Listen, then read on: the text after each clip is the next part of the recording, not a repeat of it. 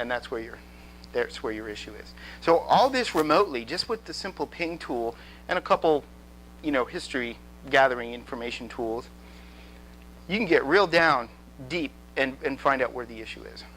You have any questions on that so far? That make more sense when you're trying to troubleshoot something and just a little bit of knowledge and power that's at your fingertips. And you just got to take your time when you're doing this. You can't be in a rush. And a customer calls and they're all like, it's slow. And, okay, well, no problem. Listen, I have a couple diagnostic things I need to do to pinpoint this, and I'm going to start with your workstation, and I'm going to work through, and I'm going to keep you posted. If you keep them posted and communicate with the customer throughout the process, they're going to give you all the time that you need. Because they're going to say, wow, Nick is really digging into this for me, So, all right. Mike, have I left anything else so far? No, that's actually perfect. Actually, your very first question to a client would be, is it you or is it everybody? Yes. Yeah. You do want to establish that. Everybody or just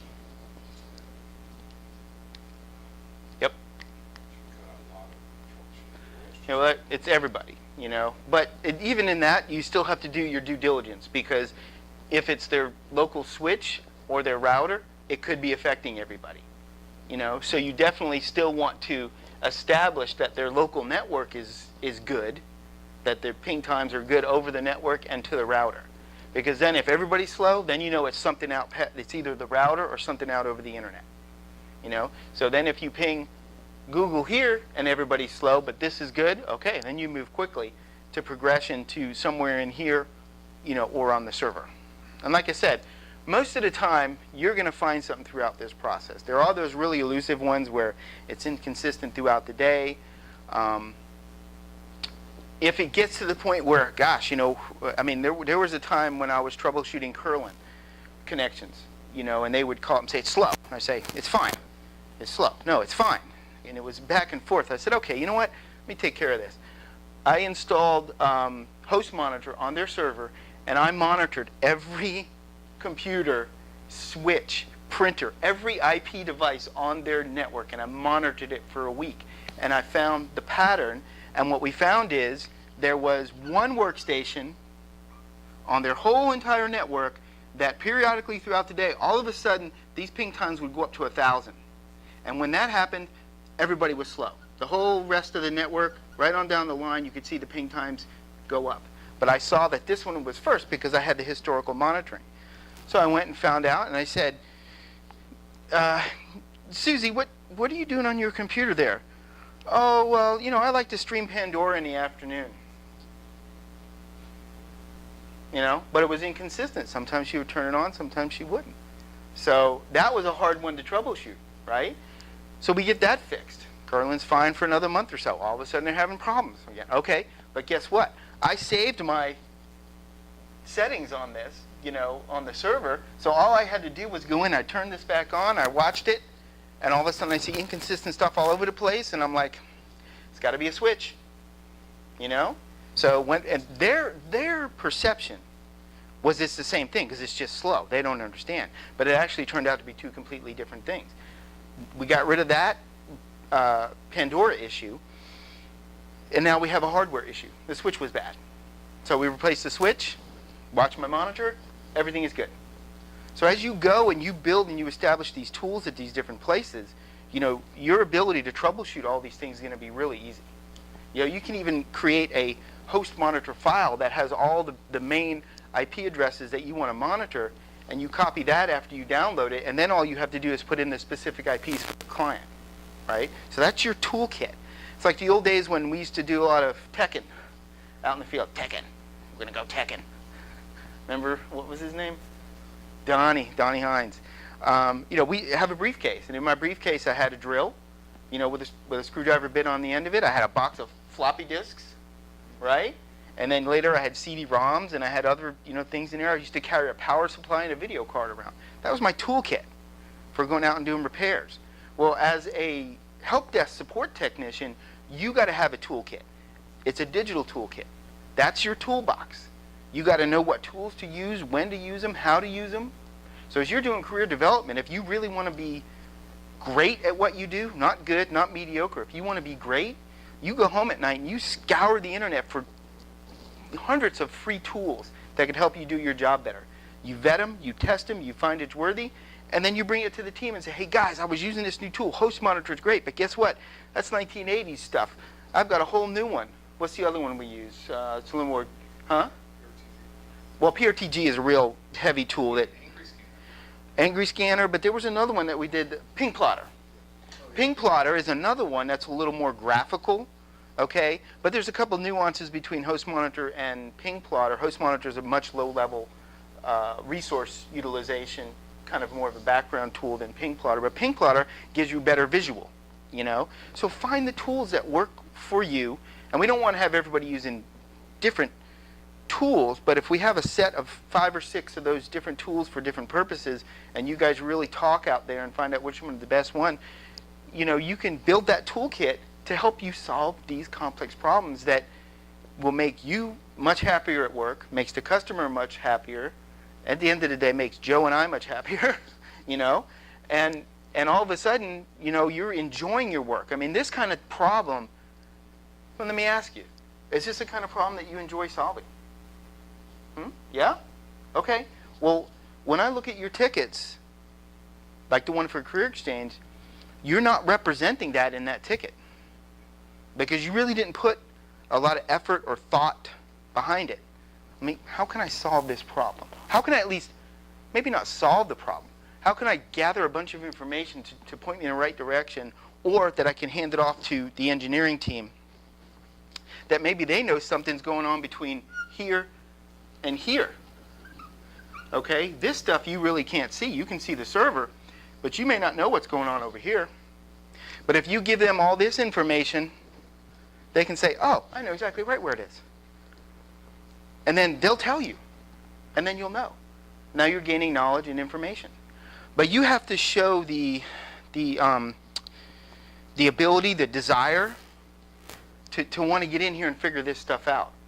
You know, use all the tools. You mentioned a couple of them, Kaseya. There was an opportunity where the server was not responding, or you had a 2x error connecting to it, and you said, I'm getting a 2x error. No, it's not good enough. You had 6 or 7 other options to verify that you couldn't connect to that server that you didn't do, that the next guy that you hand it off to has to start there and do those things. You know, instead you could say, hey, I went into Kaseya, Kevin, and I couldn't get into the server. It looks like the server itself is locked up. Okay, that gives Kevin a place to start. Now he doesn't even have to try that. He can just go reset the server. You know, through other mechanisms that maybe the iDRAC or direct KVM, IP KVM, or something that you don't necessarily have access to quite yet. And you mentioned to me that, because I really appreciated, again, you coming in for the night shift. I mean, absolutely. And that's part of the reason, quite honestly, I'm taking this time myself to try to impart some basic information to you to get you to the next level. Because you said you want to move up and be part of the data center, right? Well, we all want that. But if you don't do this stuff, they will never give you the opportunity to do that stuff. And that's beyond my control. I can't mandate them to do that. You have to earn your way in for them to teach you, hey, Nick, you did a great job here. But the problem was somewhere in here, and you really needed to get into the iDRAC tool to this server to just reset it because it was actually frozen. Let me show you how to do that, because you've already demonstrated that you know how to do all this stuff, and you're willing to go through, and you really want to troubleshoot and fix this. So I'm going to show you how to use these advanced tools. That's the first step in the door to get into some of those other stuff, and then you can migrate over there. But there's a lot of work to do in your approach. There's a lot of homework to do. There's a lot of your own career and professional development you need to do, you know, and you need to really just make sure that you have a passion for this work, okay? You got to think about that. If you have a passion for it, great. We'll work with you and we'll give you the opportunity. If you don't have a passion for this, let us know, because you're not demonstrating that passion. But I think you can, you know. I just want to wake up your mind to it, okay? Right? So this is basically how to go through and troubleshoot on the basic level someone that calls in and says, your server's slow. The server's slow. You know, one of the first things you probably do, Mike, okay, is it slow for everybody or just you? Well, it's slow for everybody. Different approach. It's slow for just me. Oh, okay, well, I know that it's not the server because it would be slow for everybody. I know it's not the internet because it'd be slow for everybody. You know, I know it's not your router because it'd be slow for everybody. We focus on your machine. She says it's slow for everybody. You take the other approach, right? Let me start here. Is it the internet? Is it all the way down to the server? So depending on the answer to that question, which was great, Mike, it'll give you a different starting point perspective.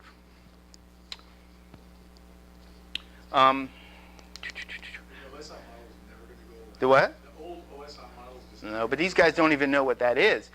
So what Joe is referring to is you guys now, I'll call you kids, you know, see this world as a software world, and everything is, you know, software. It's servers and it's workstation operating systems and stuff like that. But underneath that, there's these physical connectivity mechanisms.